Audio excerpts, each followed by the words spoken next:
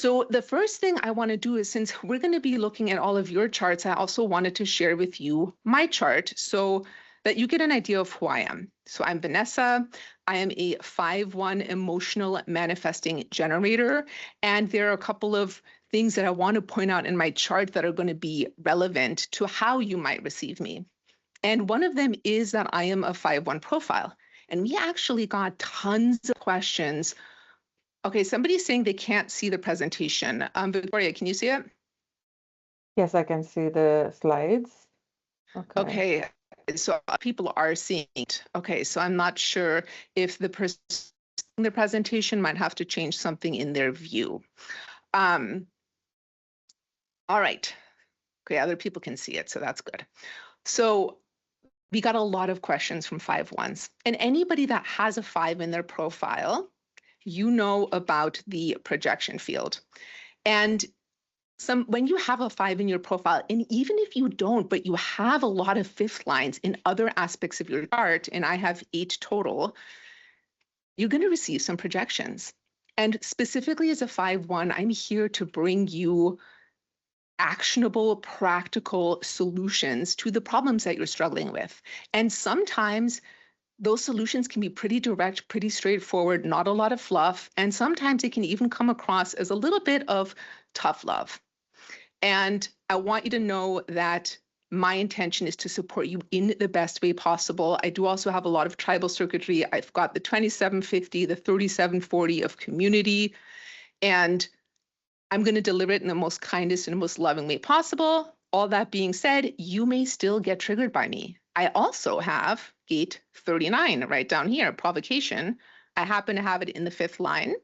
We did get a question from somebody who has this in their conscious sun placement, also in the 5th line. And this gate can be quite provocative. It's here to provoke the individual spirit of others. And sometimes that might feel really good and you might be provoked into joy and expansion. And sometimes that might feel a little bit triggering. I say all that to say that you might get triggered sometimes. It is totally okay. If you're a 5/1, you're going to trigger other people as well. That's okay too. If you have lots of 5s in other aspects of your design, that's also okay.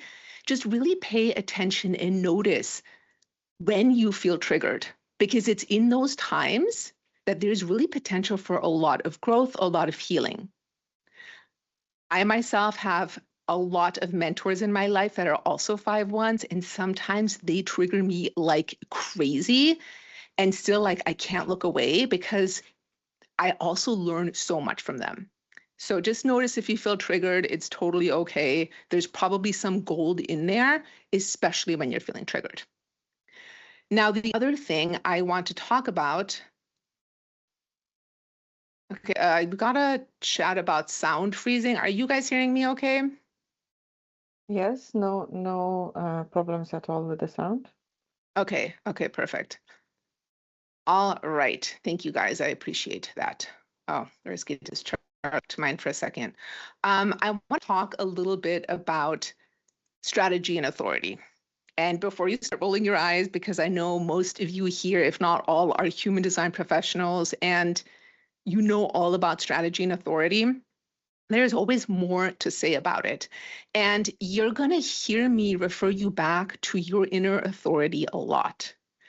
And here's the thing with inner authority. While we can learn everything there is to learn about authority, we can read all of the books, we can listen to all of the teachers, we can be in this place where we think we know everything about our authority and we think we're following our authority. Like you might think, oh, I think that was a sacral yes, or I think I'm emotionally clear, or I think my spleen said yes.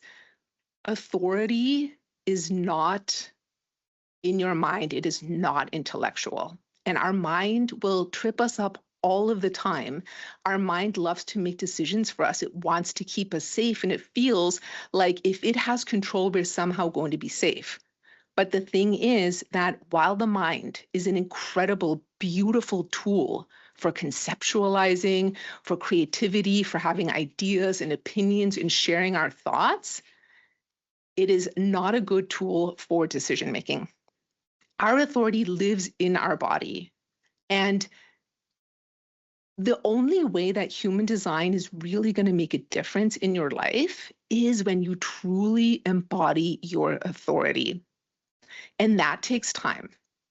And for some people, it takes more time than for other people because we all have very different authorities.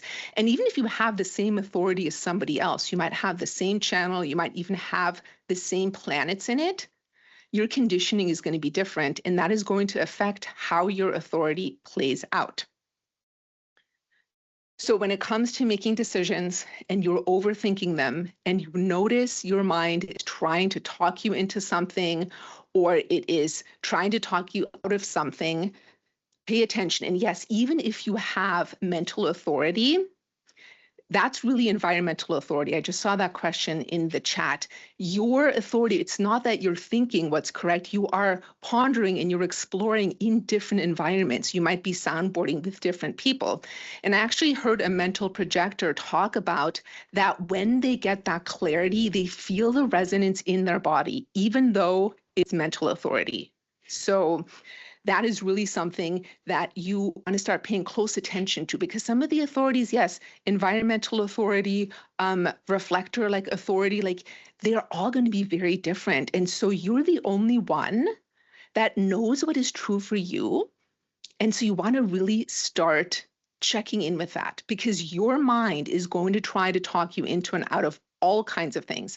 And I have so much experience with this. My mind still does it now. And I'll give some examples.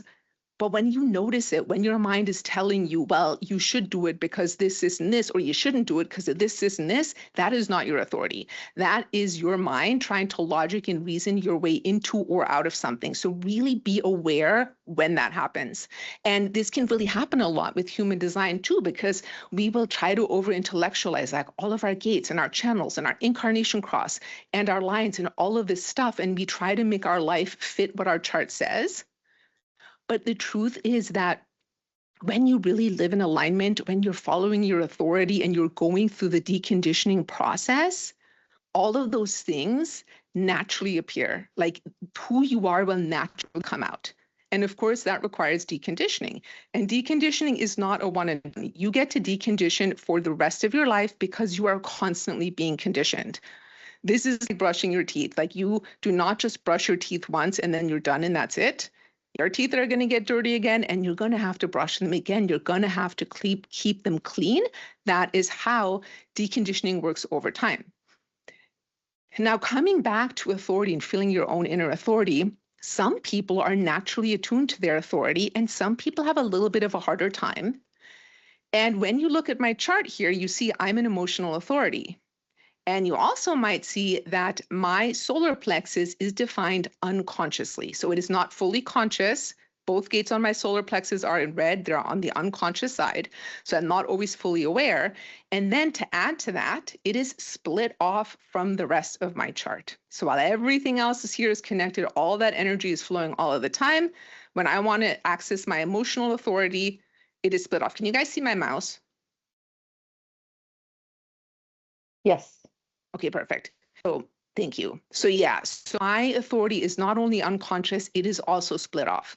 And there are some other people that ask questions that have similar things going on in their design. This is not better, it's not worse. Nothing in our design is better or worse than anybody else's design. This just means that you get to have a little bit more challenge in really accessing your authority. It might take you a little bit longer to really start feeling into it. Might be a bigger lesson for you.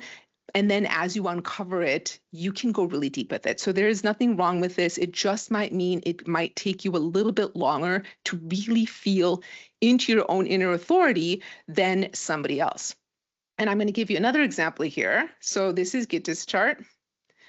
And Gittis is a sacral manifesting generator, and his authority is defined by the 34-20-57. And if you see this here, there is it's partially unconscious, but there is black conscious all the way through his authority.